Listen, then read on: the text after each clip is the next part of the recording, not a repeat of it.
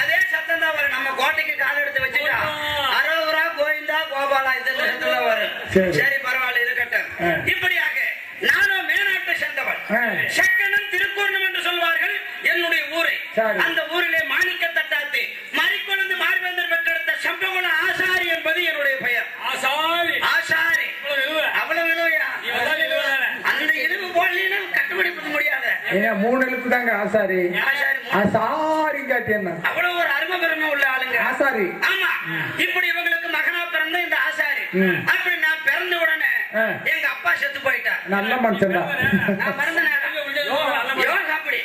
அப்படி தம்பி தலையெடுக்க தலை முதல்ல பாலாச்சுன்னு நான் பிறந்த உடனே அப்பன் செத்து போயிட்டார். அப்படி அப்பன் செத்ததுக்கு அப்புறம் குடும்ப பொறுப்பு யாருக்கு வரும்? மகனுக்கு. இப்ப நம்ம தாளம் போடுறாரு சந்திரன், அவர் செத்து போயிட்டாருன்னா என்ன? அப்படியே கூட வச்சுங்க. நான் என்ன மசருக்கு சாவறேன்? நான் என்ன எத்தனை குடும்பத்தை கெடுத்து போட்டு சாகுறேன்னு எனக்கே தெரியாது. உங்க கும்பலை பார்த்தா குடும்பங்க நிறைய தான் இருக்க மாட்டேங்குது. இங்க ஒரு 10 நாள் 2 நேரம் போட்டு போனா தான் நல்லா இருக்கு. 2 நாள் போடுறீங்க. ஆமா இருக்கட்டும். இப்படி எங்க அப்பா செத்ததுக்கு அப்புறம் குடும்ப பொறுப்பு யாருக்கு வந்தது? எனக்கு வந்தது. அதனால எங்க அப்பா செஞ்ச வியாபாரத்தை நானும் செய்ய ஆரம்பிக்கிறேன். அப்படி நல்லா விவரமா கேளுங்க. முதல் வியாபாரம் ஆசாரிக்கு செய்யக்கூடிய வியாபாரம் கருக்கருவா வியாபாரம், கம்பரகத்தி வியாபாரம், பீட்டகத்தி வியாபாரம். அது என்ன பீட்டகத்தி? பீட்டகத்தின்னு நம்ம தாய்மாருக்கு வீட்டுல காய்கறி இருப்பாங்க பாரு, அது அருவாமனை அப்படியே சொல்லுவாங்க. என்னமே எங்க ஊர்ல அது வந்து பீட்டகத்தின்னு சொல்றாங்க. ஊருக்கு ஒரு மாதிரி சொல்லுவாங்க. ஊருக்கு ஒரு வியாபாரம். அப்புறம் இன்னொரு வியாபாரம் முக்கியமான வியாபாரம் பண்ணகத்தி வியாபாரம். அது எங்க போனாலும் விடுறது இல்ல. பண்ணகத்தின்னா அதுல அதாவது நம்ம தோட்டத்துல கம்பு சோளம் நெல்லெல்லாம் விதைப்போம். அதுக்கு பக்கத்துல புல்லு பூண்டு பண்ணை எல்லாம் முளைக்கும். அந்த களை முளைக்க அந்த பண்ணையா இருக்கிறதுக்காக செய்யற கத்தி தாங்க பண்ணகத்தி. அப்படி இல்ல, அது வந்து கலக்கொத்து. கலக்கொத்தா அதே எங்க ஊர்ல மாத்தி சொல்றாங்க. இந்த வியாபாரத்தை யார் செய்யறது? என்னுடைய தகப்பனார் செய்யறார். இதே வியாபாரத்தை நானும் செய்யறேன். இதே வியாபாரத்தை என்னுடைய தாய் மாமா இருக்காரு.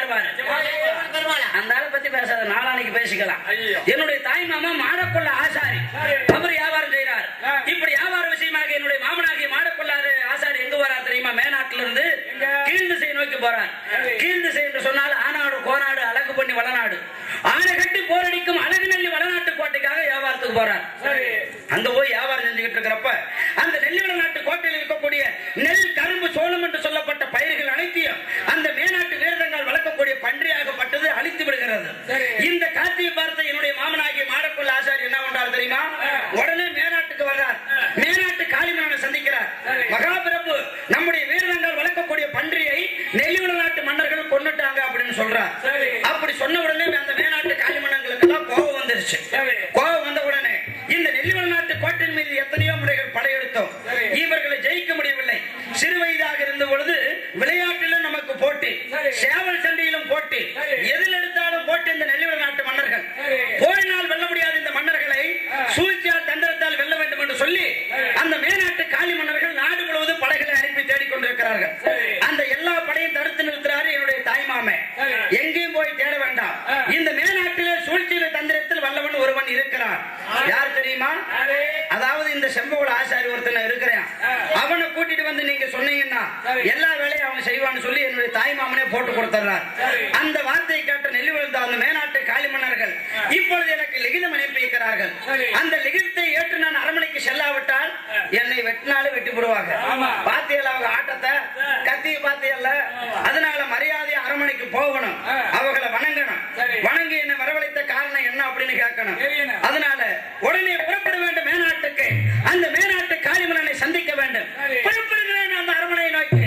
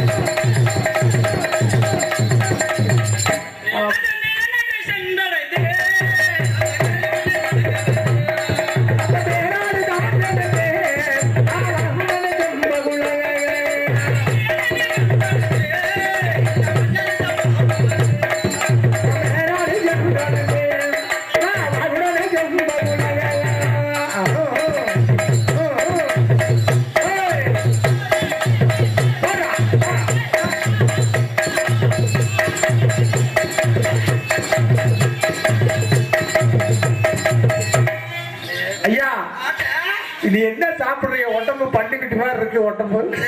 ஒவ்வொரு குடும்பத்தை கெடுக்கிறதுனால வர சந்தோஷம். இதுக்கு முன்னாடி ஒரு அரிசி, இப்ப வந்து இலவச அரிசி. நல்லா தின்னு விட்டு வாரு கொழு கொழுன்னு எப்படி இருக்கு? அரிசி சாப்பிடறதுனாலயும் சோறு சாப்பிடறதுனால உடம்பு வராது தம்பி. அவ்வளவு பக்கத்துல வா. வேண்டாம் வேண்டாம், பக்கத்துல நீங்க ஆசாரியை தொடக்கூடாது. இல்லைங்க தொடல. என்னங்க எல்லாம் முன்னாடி முண்டுது. பகல்ல பூரா படுத்து தூங்குறது, ராத்திரி பூரா குடும்பத்தை கெடுக்கிறது. எப்படி ஆட்டத்தை பார்த்தோம்? அதெல்லாம் ஒண்ணு கிடையாது. சரி, அரண்மனைக்கு வந்துட்டோம். மகாராஜாவை மட்டும் மரியாதையை வணங்கணும். இல்லைன்னா ரொம்ப கோபக்காரர் தம்பி. மேலாட்டு காலி பண்ணுங்க. 10 கப்படா ஓட்டு இருக்கிறாங்க. சொல்லிக்கிட்டு ஆண்டு வச்சுக்க. எதுல உசுறு வாய், எதுல வயிற்றுல அதான பார்த்தேன். சொர்க்கம் எங்க இருக்குன்னு பார்த்தேன். செத்து போயிருங்க. செத்து போனா ஏகப்பட்டவர் என்னை நம்பி இருக்கிறாங்க. யாரு பாக்குறது? உனக்கெல்லாம் சேராது தம்பி. ஐயோ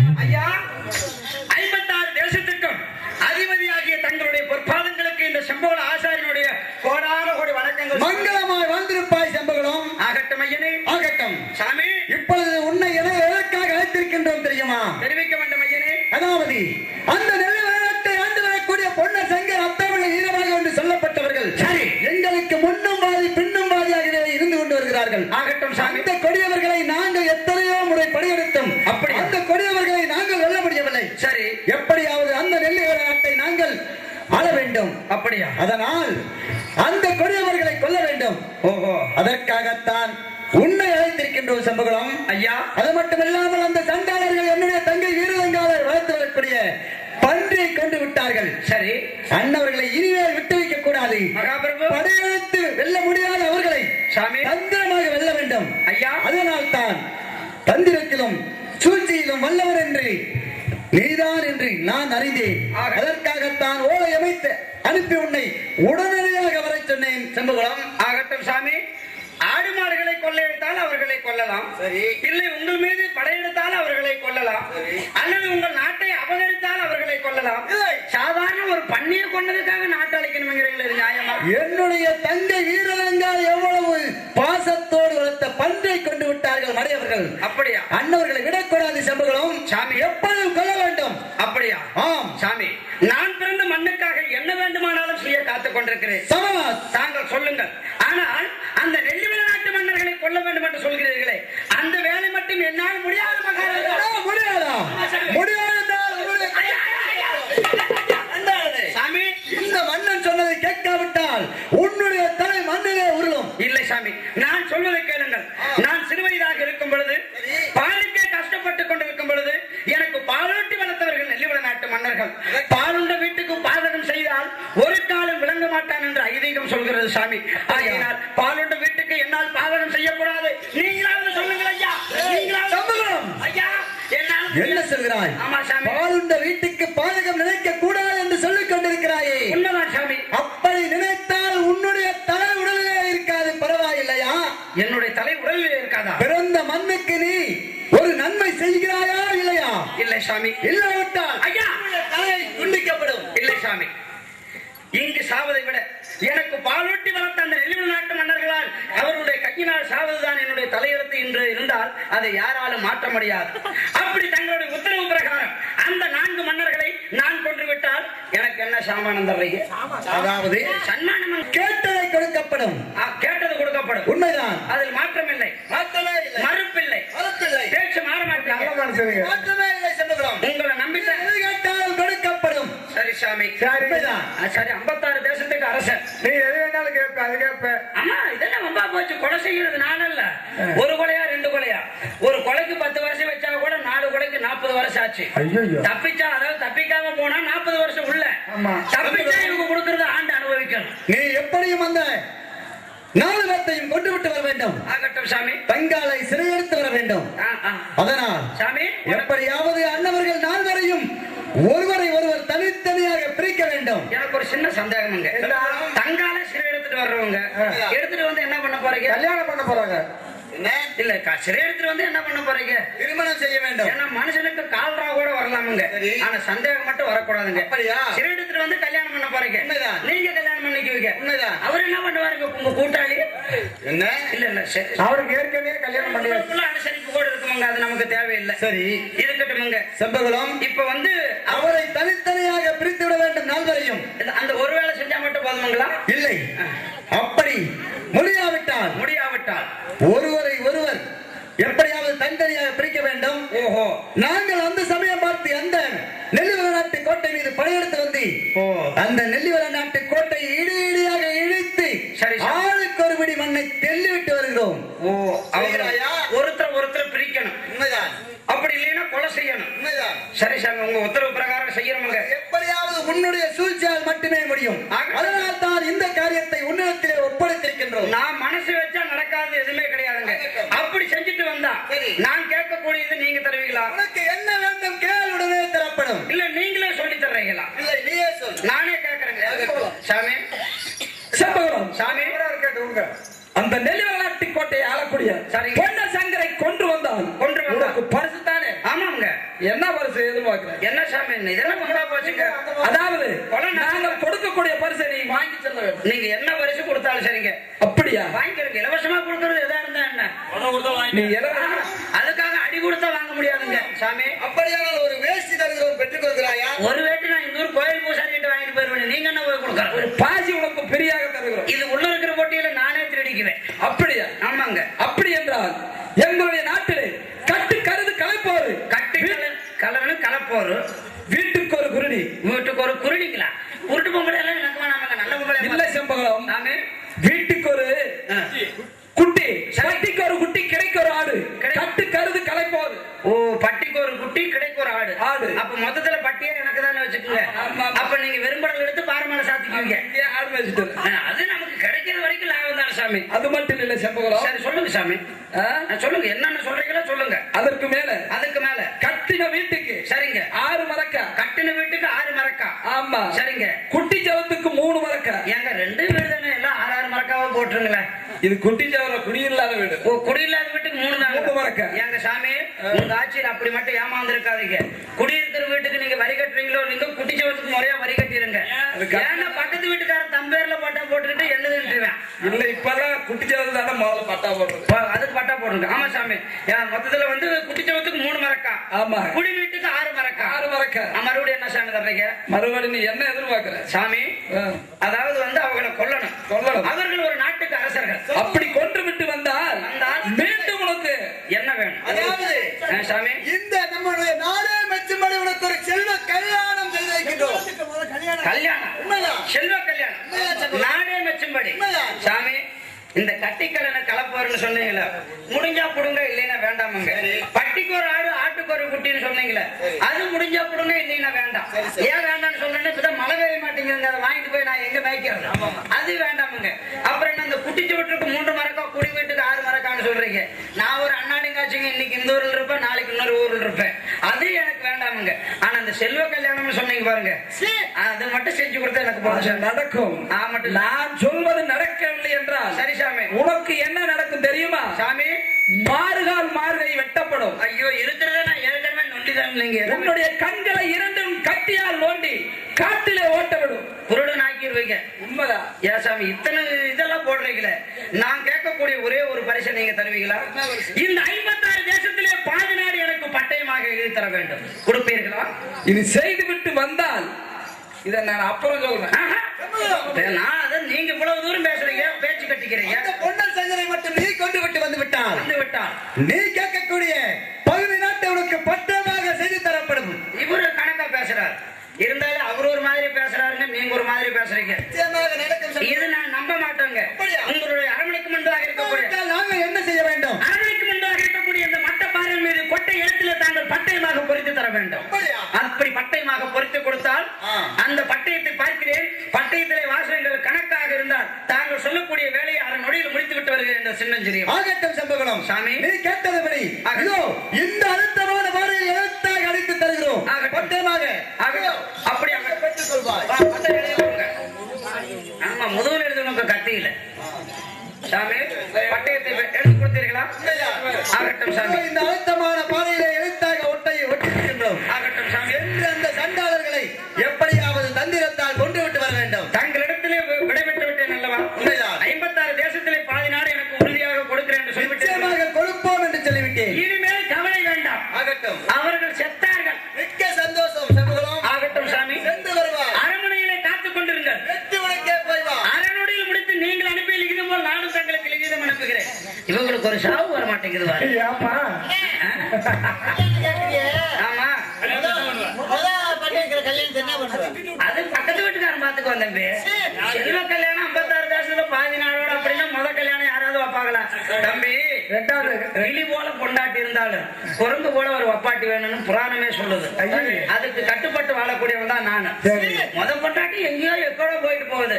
எனக்கு 56 தேசத்துல பாதி நாடு. ரெண்டாவது செல்வ கல்யாணம்.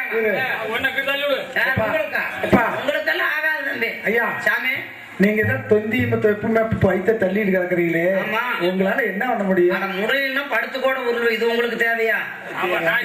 போற பக்கம் பல்ல காட்டுக்கு என்ன அங்கிட்டு காட்டுங்க. அதை எதுக்கு பாக்குறீங்க? பல்லு போயிடுச்சு, எதுக்கு கல்யாணம்? பல்லே 2 பல்லு விழுந்துருச்சு. பல்லு போனாலும் லொல்லு போகாது. அது நடந்துகிட்டே தான் இருக்கும். இப்பொழுது பட்டயத்தை பெற்று விட்டு நேரம் எங்க போகணும் தெரியுமா? அம்மா கிட்ட போகணும். போறக்கட்டை பாரு. ஆனா தம்பி, அம்மா கிட்ட ஆசீர்வாதம் வாங்க போகணும். நீங்க வேற மாதிரி நினைச்சீங்களா? இல்ல, அப்படி நினைக்காதீங்க. எந்த ஒரு நல்ல காரியத்துக்கு போனாலும் பெத்த தாய் கிட்ட விட வாங்கணும். அப்படி பெத்த தாய் கிட்ட விட வாங்கினா தான் அந்த மனுஷன் நல்ல ஒரு காரியம் நடக்கும்.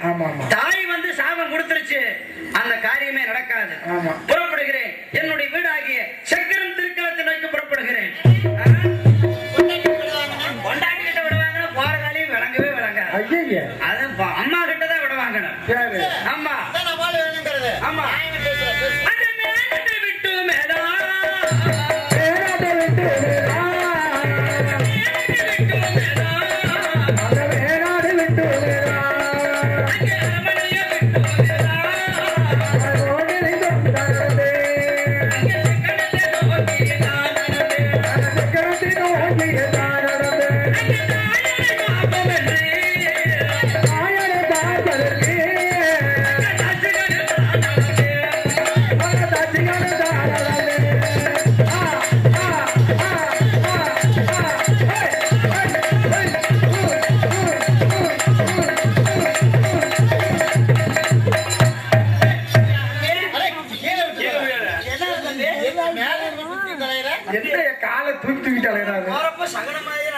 என்ன சகமான்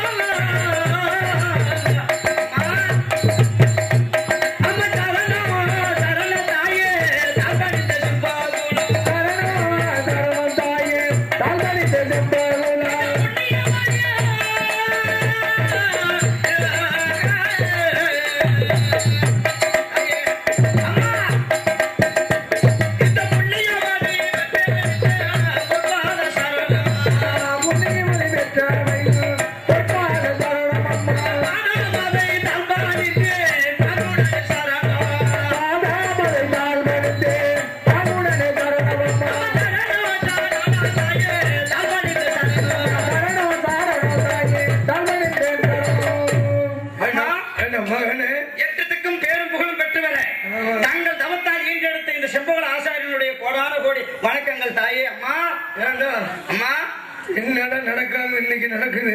அம்மா ஏமா அப்படி சொல்ற? எடுத்தோன்னா வாயில் இப்படி வருது. இன்னைக்கு நடக்காது, இன்னைக்கு என்ன சரணம் பண்றீங்க? அம்மா என்னைக்குமே பெத்த தாயை வணங்காதவன் வணங்காதவன் விளங்க மாட்டான்னு சொல்லி இருக்கிறாங்க. நான் அப்படி ஒரு மகனை நான் வளர்த்தவனை சொல்லிடுவேன். அப்படித்தான் தாய், அதனாலதான் உன்னை வந்து பதனமா கும்பிடுறேன். நான் அப்படி சொல்லுவேன். அம்மா தம்பி, தங்களை எதற்காக வணங்கினேன் தெரியுமா? உன்னை நான் எதுக்காக உன்னை வளர்த்தேன் தெரியுமா? எதுக்கம்மா வளர்த்த? எப்படி நான் கூட ஒரே வரத்துல இருந்தேன். எப்படி வளர்த்தேன்னு சொல்லு. ஆமா, எதுக்காக வளர்த்தேன்னு சொல்லு. மயிலுக்கு வேற மாதிரி கேட்க மாட்டிருக்குது. ஏறாத பக்கத்துல ஏறி ஏன் வீட்டுல இடம் இல்லையா? எங்கடா போற நீ? ஏமா கோயில்ல போய் வர கேட்டாடா. ஓ